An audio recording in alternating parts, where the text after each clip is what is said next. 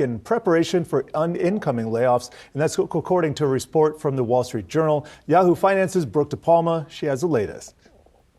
Good morning, Jared. Well, certainly some disappointing news coming out of McDonald's this morning. Wall Street not reacting too much and opening shares mostly flat here, but that's right. The burger chain is reportedly planning to lay off both U.S. and international employees this week. In an internal memo obtained by Wall Street Journal, the company said employees should work from home Monday to Wednesday of this week while they deliver those staff change-ups and layoffs virtually. Now, the decision to lay off those employees virtually, part of that reason was due to this being a high travel weekend with most of their employees off.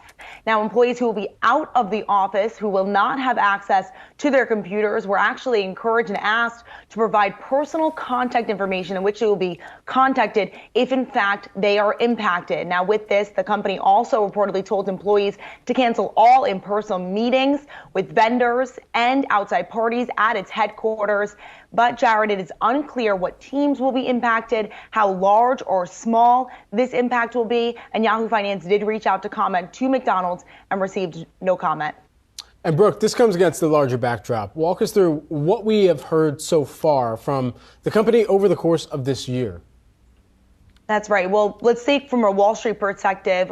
Shares are mostly flat this year, but the larger revamp is really the bigger backdrop that we're taking a look at when it comes to McDonald's. They're aiming to hone in on restaurant growth, operation efficiency, effectiveness, and innovation here. So back in January, the company announced Accelerating the Arches 2.0. That's sort of a revamp, a second innovation of their Accelerating the Arches 1.0. In addition to that, as part of it, they added a fourth D, that fourth D driving restaurant growth, and they also announced Accelerating the Organization ATO. Now, as part of that, CEO Chris Kempczinski sent out a memo back in January saying, quote, as part of this work, we will evaluate roles and staffing levels in parts of the organization, and there will be difficult discussions and decisions ahead. We expect to finalize and begin to communicate key decisions by April 3rd. Now that brings us to today. The memo later on went to say that the company is divided in silos with a center, segments, and markets.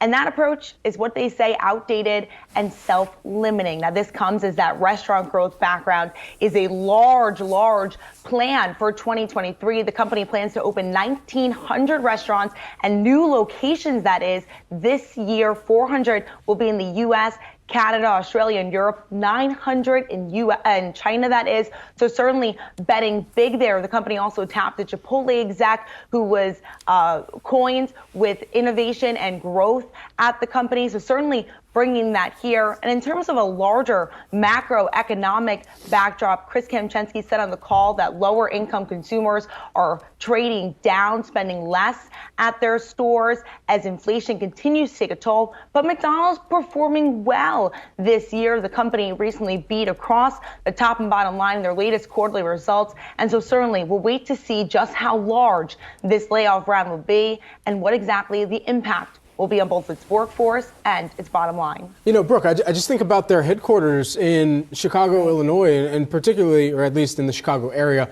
and what that means for so many employees who will be remaining there. I mean, does this mean that they just have kind of a WeWork set up and say, oh yeah, we just got this kind of McDonald's WeWork outpost that people can come into, or is it purely virtual?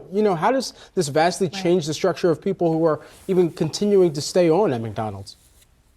Well, Brad, to make it clear, from what I understand, the company will only close its offices, its U.S. offices, from Monday to Wednesday of this week while it does these layoffs rounds. And so while it seems like it's a hybrid workforce here, those employees who are not impacted by these layoff rounds are still encouraged to work from the office once they reopen on, say, Thursday. And in addition to that, as you noted, Hamburger University, as they call their Chicago headquarters, it has such a large presence in Chicago, and so I don't see them closing the office permanently anytime soon. All right. I would like to get my master's from Hamburger University in the future there. Wouldn't we all, Brad? Thanks so much. Appreciate it. Helping us break this down this morning. Brooke DePalma.